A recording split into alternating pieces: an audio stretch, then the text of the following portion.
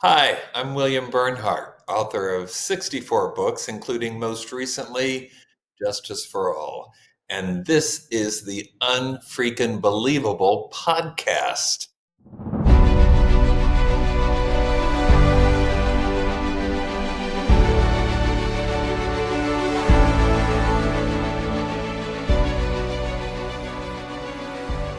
Welcome to another episode of Unfreaking Believable. We invite you to pull up a chair, relax, and join in for the next 30 minutes or so as we bring you guests who will share with you the moments that have made a difference in their lives. And it's all because of that one inciting incident. We believe that life is infinitely stranger than fiction, stranger than anything the mind can invent. You might even say it's unfreaking believable. Welcome to the podcast. We're your hosts, and I'm Jenny. I'm Jen. And I'm Betsy. How's everybody doing tonight? Good. Excited for another episode. Yay. Yeah, it's been a busy day. You know what? That is the truth. This has been like 24/7 go all day. I up early, went to a conference, then it was a transportation safety conference, and then I sat in traffic all day, like an hour to get home. So yeah, I was going to say, you've been driving all over Oklahoma today, Betsy. So. Just about, so I'm ready to just kind of sit back, relax, and enjoy the show. It's been a busy day for all three of us today because it's unusual for us all to be out and about today because I was out running around today too, but it was a good day. Hit the gym, got a new sofa. Woohoo. Good day. Awesome. All right, well, let's go ahead and get started with Jen's word of the day. Jen, what do you got for us? I got a fun one for you today. Delving back into my Greek and Latin roots. And our word for the day is circumlocution. Circumlocution. I feel like I've been doing some circumlocution today. What is circumlocution? Well, you would think so. You would think so. You're close. But have you ever heard the expression, you ask somebody the time and they build you a clock? Yes. So that's kind of what circumlocution is. Circumlocution is when you use way too many words to explain something when fewer would be much clearer. Oh boy. Right on. I had a vet like that. It was a nightmare. I know some people like that too. So circumlocution is, if you think of locus as a point and circum is around, so you're going around the point. That makes complete sense. Another great word of the day. How about the fun facts? Yes, all right. My two quick fun facts for us today. First one is take it with a grain of salt. This phrase became popular in the 17th century. It was thought that a grain of salt would help digestion and could also be an effective antidote for poison. Nowadays, the phrase just means to avoid taking things literally or approach things with skepticism. All right. And my second fun fact today is time to face the music. And this is actually an old military term. Back in the early American colonial era, think the 1600s, disgraced military officers had to face a drum line when they were discharged. And while the bad officers were literally facing the music, today it means facing the consequences of our actions. Consequences of our actions. So I wonder if that goes all the way back to the British then, because in the 1600s, we still would have been a colony. So it must go all the way back to the British Army. Interesting. Right on. All right, you guys ready to get started? I am. Let's do this. This one's special. This one's close to our heart. It's a great episode. It's going to be awesome. Okay, so this episode is my pick, so I get to introduce our guest. And this week we have William Bernhardt. William is the author of over 60 books, including the Daniel Pike legal thriller series, with the #1 best-selling novel, The Last Chance Lawyer. His previous works include the best-selling Ben Kincaid series, the historical novels Challengers of the Dust and The Florentine Poet, 3 books of poetry, and the Red Sneaker books on fiction writing. In addition, William Bernhardt founded the WriterCon programs to mentor aspiring writers. He's also the president and owner of Bernhardt Books, which publishes fiction, poetry, and nonfiction. William has received the Southern Writers Guild's Gold Medal Award, the Royden B. Davis Distinguished Author Award, and the H. Lewis Cobb Distinguished Author Award. William, or as we call him, Bill, welcome to the show. Hey, thanks for having me on. It's good to see you guys. Welcome, Bill. It's good to have you. We talk to you in almost every episode, so it's nice to actually have you here. Yes. We're your fan club. Yes, yep. And our listeners will be quite familiar with WriterCon. Good. I like that. Yep, that's the goal. So why don't you tell us just a little bit about yourself and a little bit about WriterCon? Well, I think I mentioned that I'm a writer, have been for a while. It's all I ever wanted to do. And my first book, and we can talk more about that in a minute, but here's the end result. My first book was published in 91 at Random House, the Ballantine division. And I've been going ever since. I've just published my 64th book, which was Justice for All. I've used justice so many times, I have to think sometimes and think, Justice for All. I told my mom that title and she was like, come on, you've used justice enough. Give me, but I haven't used this one, and it's hard to come up with something that screams legal thriller. Anyway, I won't get off on that sad track. So I'm writing books, but I've also started this series of educational programs, which is what we call WriterCon, which is started as an annual conference, and now we've got a cruise every year and a retreat every summer. We got a magazine and a podcast, of course, because, there aren't quite enough of those going around. So we thought we probably needed to have a podcast, a free weekly newsletter, and probably some other stuff that I'm forgetting. But the idea is to get the information out there, because I think, well, for one thing, I know what it's like to want to be a writer and not be able to find any resources to help you accomplish it. And I also think we're living in an age now that publishing is much more accessible to people than it has been in years past, but only if you know what's going on out there. You got to have some talent, sure, but you most importantly have to have the knowledge, and that's what WriterCon is all about. Absolutely. And WriterCon is where I got my start. I think the first year I went, I think I've tracked it back to 2016. So I've been part of the WriterCon family for quite a few years. And she's brought in quite a few as well. Certainly, I know she brought me in. And now you've published 7 books, right, Betsy? Soon to be 7 books. So.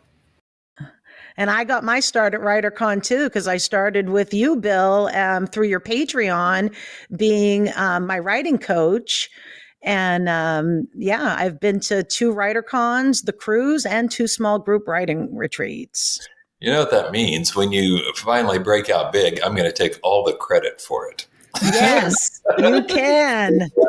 Totally earned it. I told Jenny yes. Those, except I didn't, but I can still claim that.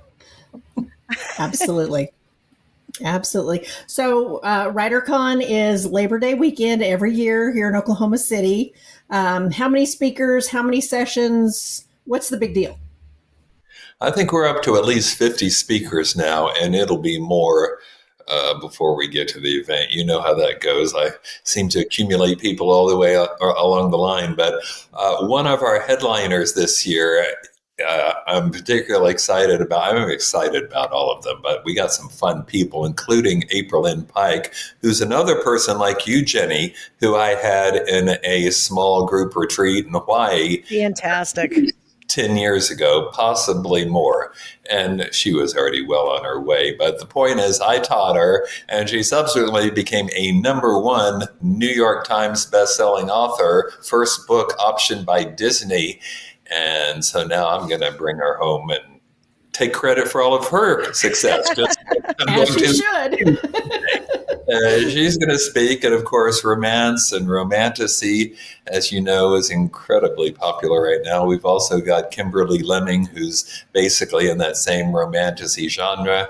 We got Dan Martin, who's coming to talk about video game writing and screenplays. And just in case you haven't made the connection yet, Dan Martin is the son of previous WriterCon keynote William Martin, hugely successful New York Times bestselling author of historical novels. So it's kind of an all-in-the-family situation. Yeah.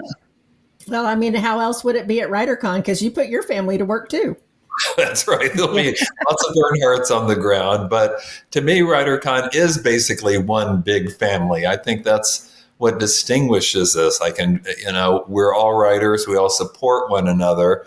Yeah, it's great to learn what's going on and improve your craft skills, improve your knowledge of the business and the marketing. But, if you make a friend or two, that's not the worst thing either. And I see people making friends at these programs that they carry with them throughout their entire writing life. And I went through and counted all my friends on Facebook, and just the ones that I met through WriterCon, I think I'm almost up to 100. Wow. Yeah, sweet. There's a lot. Exactly. That's a lot of networking. You find your tribe there. Yes, exactly. Yep. Exactly. Yeah.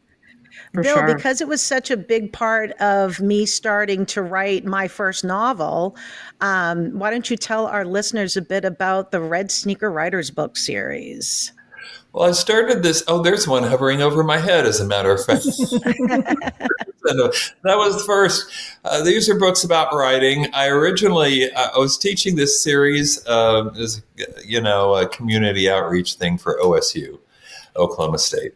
And really, they wanted me to talk for 5 hours, and I'm like, man, I'm not really qualified for all this. But then I thought, but if you go in with a book, then you're an expert, right? I mean, that's the rule. If you've written a book on the subject, you're an expert. So I wrote that before this, and they just flew out. It wasn't an assigned textbook; they just sold, and I thought, huh.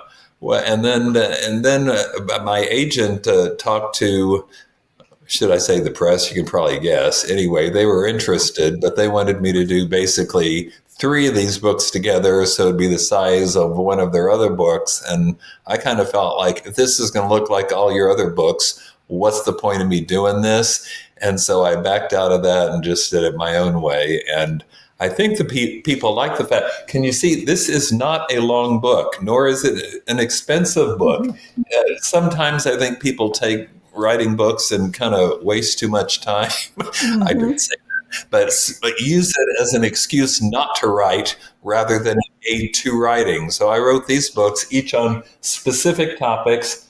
The idea is you can read it in a couple hours, make some notes, and then get back to writing, apply it to your work and keep moving forward. So you're saying you avoided circumlocution. Yes, very well put. Efficiency of words. Yes. Yeah, I think too many people, they'll get these big, long books on writing, and it becomes analysis paralysis because they're like, where do I even start? Because I've just read all this. What do I do with it? And I think it gets intimidating, and a lot of people just like, I can't do it. And they just put it away and forget about it, and they never write that book. Right. And these are so easy. And if you have them on your Kindle, which I do, you can make digital flashcards to go back for quick reference. It's one of the things I like about them. Cool. Haven't heard that. Yeah. Yeah, you do that later. Okay. Yeah. So Bill, tell us a little bit about the Daniel Pike books. Well, as somebody mentioned, that my first fictional series character was Ben Kincaid. He was an attorney. He lasted 19 books, which is about twice the national average, I think. But there did come a point where I thought, and some of the, we did Courtroom, and then for a while when I thought the whole lawyer thriller thing was not had crested, I kind of moved them into political thrillers. And then we went back, and at some point after 19 of them, I just thought, if I have to do another jury selection scene, I'm just going to shoot myself. So I got to do something else for a while, and took about 10 years off and did some of those other books you mentioned, Nemesis, movie option for the 87th time or whatever, but never gets made. Or The Florentine Poet, probably the best thing I ever wrote. But I did in time come back to the Courtroom about 10 years later. But by that time, so much time had passed, I thought, no, let's, instead of repeating, let's create a new guy for the new world and the new issues and a new character. And of course, that's turned out to be a pretty good deal, as I think you mentioned the first one, the last Chance Lawyer did very well, and Dan's been flying ever since. Awesome. And what is he facing in Justice for All? Well, funny you should ask, because in the previous book, Partners in Crime, I brought back the aforementioned Ben Kincaid, now about my age, and paired him with the much younger Dan Kincaid. This was all my son Ralph's idea, because I was asking him, what should I do for my next book? And he said, well, I think you should do a like an Avengers team up, bring all your series characters together into one big adventure. And stop. And, by the next day I was writing it. I thought, that's not a bad idea, but not all of them, maybe one at a time. So Ben appeared in Partners in Crime, hence the partners. It should have really been Partners in Law, but that's not very dramatic. And this time I'm bringing my character from the Splitsville novel, the female Hispanic attorney, Kinsey Rivera, except this time it's not a team up. It's more like a cage match. So we've got courtroom titans on both sides of the courtroom battling it out. And if you've got Bernhardt heroes on both sides, then who the heck's going to win, So that's what Justice for All is about. And how does one go from being a practicing lawyer to a full-time writer, mentor, publisher, and podcaster? Practicing law was never anything for me, but something to do until I became a writer. And I don't, in any way, that's not disparaging of law practice. I'm not saying I disliked it. I didn't. It was fine. I liked my friends at the firm and enjoyed hanging out with them, but I always wanted to be a writer. That was always in the back of my mind. And this was a day job I was doing till I got the writing career, because, there's no way of predicting how long that's going to take. But eventually it did take off. And even then, I didn't immediately quit. Another lesson in there: don't quit your day job right away, people. Mm-hmm. Good rule of thumb: have enough in the bank you can live on for at least a year before you do anything precipitous, particularly if there are other human beings depending upon you for, food and clothing and stuff like that. Now, why didn't you tell me that before I retired, Bill? Yeah. But after the sixth one came out and was equally successful, and by that time, in a law firm, the thing is always, are you going to make partner? Because you start as associate, and at our firm, I think this is average. It's a 7-year track till you're considered up for partner. And before then, I thought, well, if I quit now, I'll never know if I would have made partner. And then I made partner. And then after that, I started thinking, okay, now why am I still here? Because I really don't need to necessarily be here. Still, it's hard to let go of a job, but I did eventually. Well, that is extremely inspiring, because I think one is what you do and the other is who you are, right? Yeah. So, yeah. And who you are as a writer is who you've always been deep down in your cellular makeup. Although the cliche, I was a trial lawyer, a litigator, we say, and the cliche there is that they're all, scrappy, aggressive, mean spirit. And how can I say this? I'm not, I wasn't, and I don't even think that's the best strategy for litigation. I just think that's the cliche that we need to rub out, because just take it from me, those are not the most successful guys in the courtroom. Those are the guys that people kind of ignore. Yeah, I have quite a few friends who are attorneys, and they're the nicest people you could ever want to have for a friend. They're artists and authors and so many different things, not just attorneys. And I wouldn't trade any one of them for anything, because they've all just been wonderful. They've all been a big influence in my life. And so, I love my attorney friends for sure. There you go. Yeah. All right. Are we ready to move on and let our guests know? Yeah. I'm sure they're eager to hear why we have brought you on the show, Bill, and that is to tell us your unfreaking believable story. So the microphone is all yours.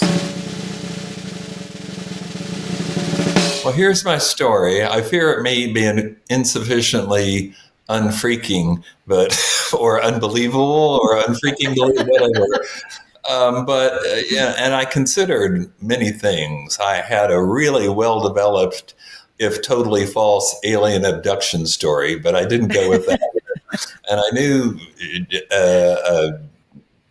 I knew that Betsy would love it if I had a Sasquatch sighting. Mm-hmm. I have seen the Loch Ness Monster, but I couldn't find the picture. So instead, I'm going to go with an actual true story, which is probably less astonishing until you really understand what's involved. And here I'm sort of revealing my age, but all that time we were talking about when I was, before I was practicing law and writing, we're talking about the 80s. But even earlier than that, I got my first rejection letter age 11. What? That would have been 11? I need to say the year. I was young. Yeah, you don't have to say the year. I still have this letter. I should have brought it. Well, you're not videoing this. I could have held it up. Yeah. Dear Millie, thank you for your submission. Unfortunately, and you know where it goes from there, which should have crushed my spirit in two right then, but it didn't. It had just the opposite effect. It was like when Betsy said, I'm going to be speaking at WriterCon next year. This was 11-year-old Bill saying, I'm going to publish something, because you have to understand the library was my life. That's where I went to get away. That's where I went to expand my mind. And I'm not at all criticizing the home. I grew up in a wonderful home, but not one that had a whole lot of books. The only real books that were even remotely age appropriate that I remember was, I have two older, they're not going to appreciate that. Never mind. I have two older sisters. And so I do remember some Nancy Drews in one of them's room. Maybe that's why I ended up reading mysteries. Yeah, I read them all. There are these legendary stories in my hometown about Bill carrying around a copy how to beat the stock market when I was 4. It really wasn't because I was so interested in stock market. That's just all that was around the house. And I would read the cereal box if that was all there was to read, Yeah. Anyway, loved the library, which was very small at that time. It's much larger now, but and there's a wonderful librarian there who took a real interest in this nerdy kid, and we're talking thick Coke bottle bottom type glasses. I had both a stutter and a speech impediment. I was scrawny. I was clumsy and poor at sports. But by gosh, at the library, within the pages of a book, everything seemed a lot better. And that's when I made my dream. One day I want to see my name on the spine of a book on a shelf in the library. So I started sending things out, but I'm not getting anywhere. I'm not getting any traction. More than 300 rejection letters. Still got those too. I can prove it. Not all for the same thing, but a lot of them for the book that eventually sold. What happened? And this is where you get to the unfreaking believable part. Because like I said, this is happening in the late 80s. It was a very different publishing world. Books sold in bookstores. Remember them? And that's about 5% of the market. But at one point, books sold at bookstores, and that meant you had to have an agent, because only an agent could get you a publisher big enough to get your books into the bookstore. So although we have many paths today, and that's what we talked about at WriterCon, at that time there was one. And when you're a little kid in a small town in Oklahoma who doesn't know anything about the publishing world, and I'd never even met a published writer until after I had signed a contract with a Random House. So I didn't have resources at all except what I could pick up in college, which, again, great college, but nobody publishing with New York publishers there. And I did a lot of writing. I went to the library and read about Writer's Digest and Writer's Market, and they had all these lists of agents. So I'd start at the top, the big shots, whoever's handling mystery thrillers, because that's what I was trying to write, and send them off, and got rejection after rejection and rejection. It took 4 years before I even got somebody who wrote back or called back and said she was interested. This was Esther Perkins, wonderful Esther, passed away now. She was retired then. She'd been in New York, but now she'd retired to Childs, Maryland, but occasionally would open an envelope that came to her because she was still listed, like in the footnotes. I'd already been through the top-tiered people. but something about my book she liked. And she'd met this guy called Joe Blades, wonderful Joe Blades, best editor you could ever have. She'd never sold anything to him, but she met him at a conference in Beaumont, Texas. This is like a million years ago. And so she sent it to him, and he really liked it. He said he liked the dialogue. He liked the way men and women talk to each other. He liked that there was a little humor and with all the, murder and mayhem and whatnot. And he offers me a 4-book contract. So after decades of writing and years of getting more than 300 rejections, in the blink of an eye, I've got a publishing contract with the biggest publisher in the English-speaking world, basically because 2 people liked my book. Wow. That's amazing. That's unfreaking believable. That is unfreaking believable. That's part of the story, because I'd been sending that manuscript to everyone, including local publishers. And 2 days after that happened, I got a return manuscript with a cover letter from a local Tulsa publisher. I won't name them, but the cover letter said basically, while we found some parts of it interesting, we found the writing rather amateurish. And I just sold it to Random House. So you can imagine how. Yeah. Suck a lemon. I think that just goes to show how subjective some of these things are, really. Yeah. There's a lot of people out there who are incredibly talented who never could break through in that way. And like you said, now that things are changing, that there's more of a vehicle for them. And that's kind of what you're doing with WriterCon. Well, I think that's the way it should. But I'm all about the author. And I think authors have traditionally been not treated as well as they should have. We make the most important contribution. Where would publishing and distributing in bookstores be without authors? And yet we have typically received one of the, if not the smallest share of the profits. And that's not right. So all these other paths, some of which, require more work, marketing, and you got to get involved with stuff when you'd really rather just be writing your book, but at least it's creating opportunities. You're not always at the whim of gatekeepers who live far away, and I think that's a big improvement. I think one of the reasons why so many of us struggle with the imposter syndrome is I never felt like I had paid my dues, because you got 300 rejection letters. I sent out one letter for a hockey romance that I had written to a major publisher that was taking open submissions, had done my homework, knew what they wanted. I'm writing a hockey romance.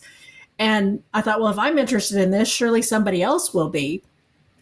And I got back a rejection letter saying, we don't think women are interested in sports.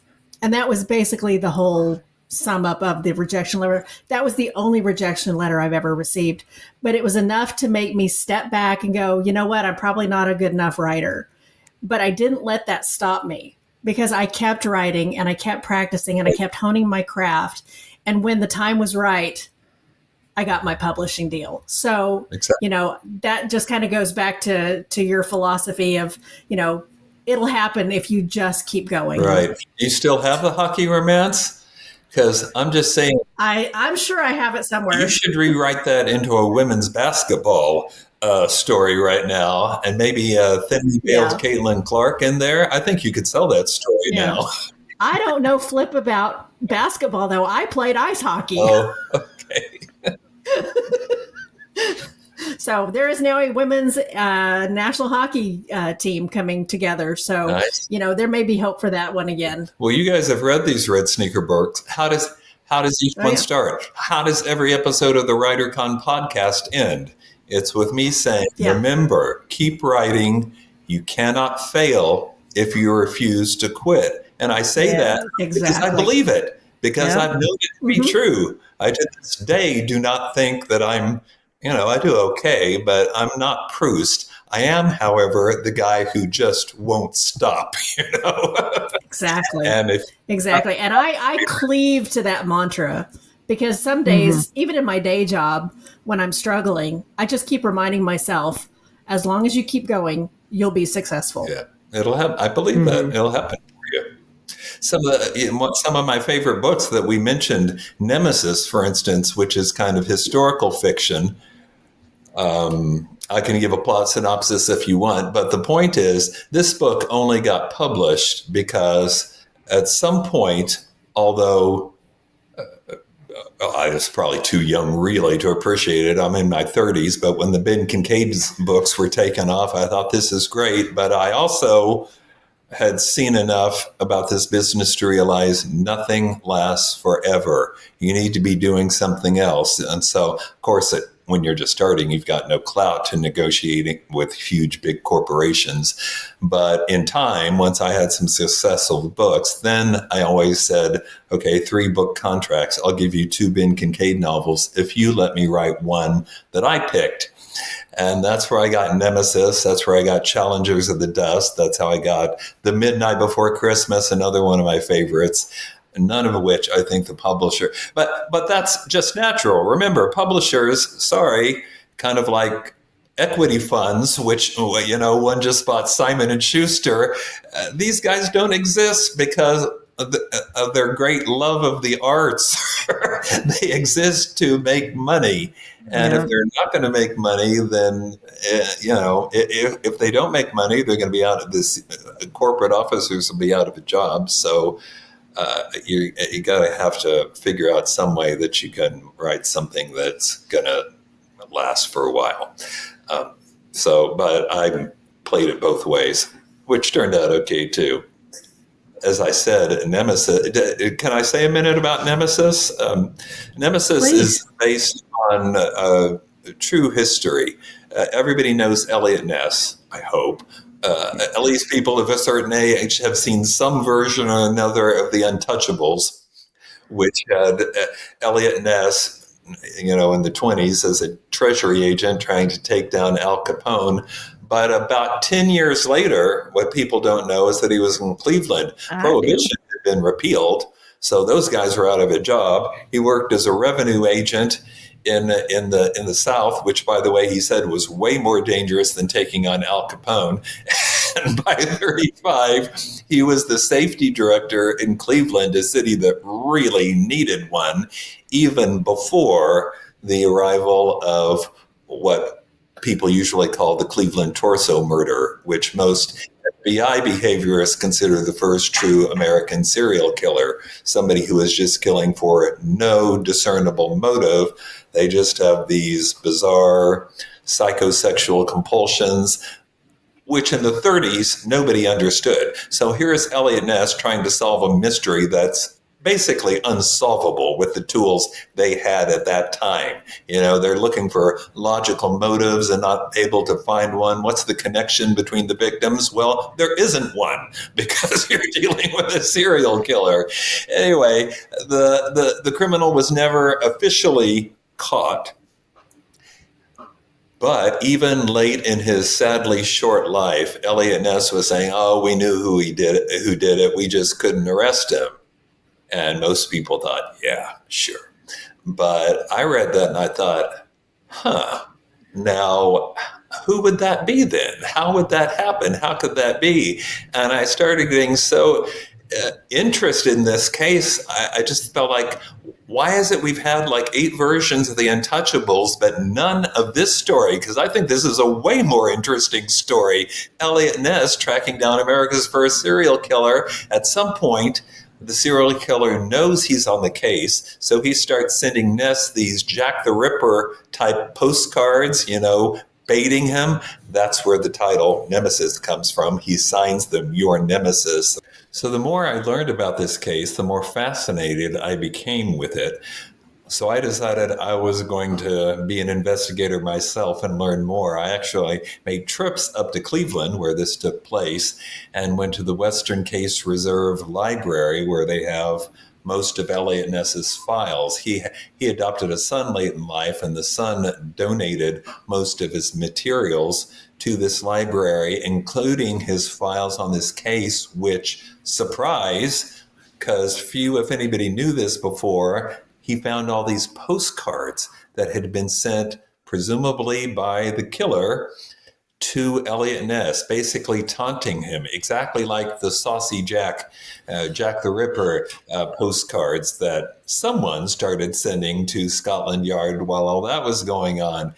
but Ness never told anyone. He's being threatened directly by the killer, and yet he stays quiet about it and keeps doing his job. The problem is this is the 1930s, and nobody knows anything about serial killers, much less how to catch them. I mean, he and everybody else is trying hard. They're, like looking for motive. What do the victims all have in common? Well, nothing. He's a serial killer. He's driven by these crazed psychosexual compulsions, but it's not like for instance, if you've read The Devil in the White City, the author talks about H.H. Holmes, who sometimes is called a serial killer, but I think really not. And the FBI agrees with me on this, because Holmes killed for a reason. He is a mass murderer, or a multiple murderer, but one who killed for a reason. Usually he needed to get somebody out of the way. Not the same as this Cleveland torso murder who's just killing dismembering people and nobody knows why. So I actually spent about 2 years researching this case, not continuously, but between books and when I had time to learn more about it, and came up with a theory of what might have happened, who might conceivably, even logically, have been behind it, and why that person couldn't be arrested. And so I wrote this book, Nemesis, which is about 4/5 just history. This is the way it happened, trying to keep very close to the historical record. Of course, I create dialogue and dramatize it, but it's basically factually accurate. And then in the last section, I proposed my dramatic solution, what I think really happened. And I'm pleased to say that since the book came out, several academics or people who've written nonfiction books on this subject have said, I think Bernhardt got it right. So that's pretty cool. That's high praise indeed. Yeah, it is. So, Bill, if you're going to be selling books at WriterCon this year, you got to dig out a copy of that for me to buy an autographed copy from you. I will do that. Well, I keep hoping for the movie edition. I think I said before, this book's Ben Kincaid's been optioned, Daniel Pike's been optioned, but this book keeps getting optioned over and over again because people know who Eliot Ness is. The problem now is, of course, everybody wants Kevin Costner to play the part, but I think Kevin has other plans. I think they need to go in a different direction. At one point, this was in production at NBC through Aperture and Sony. They were going to do it as a 6-hour miniseries. And they liked the script, and so they said, can you make it 8 hours? So then they rewrote it at 8 hours. So they've already sunk close to $1 million into this project, and then they killed it, put it in turnaround. Oh, man.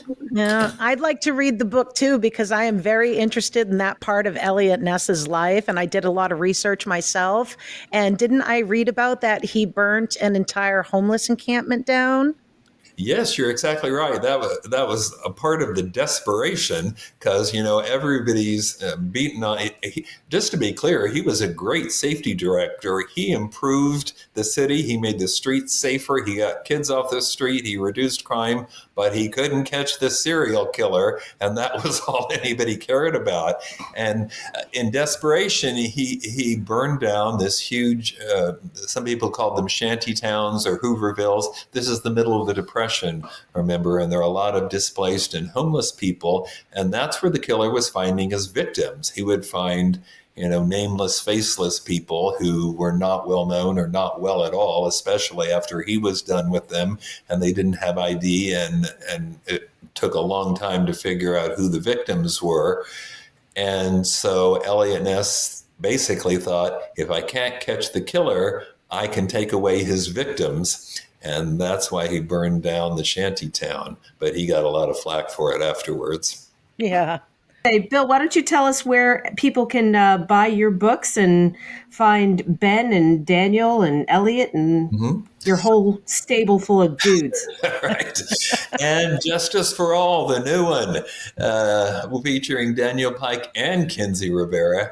And I think you can get them any place you can buy bookstores, but not bookstores, books, good books. Any place they sell good books. And of course, online.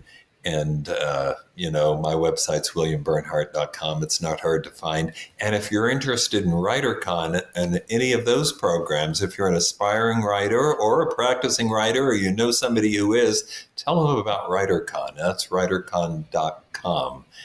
And, there's something there for everybody involved in this world. That is the truth.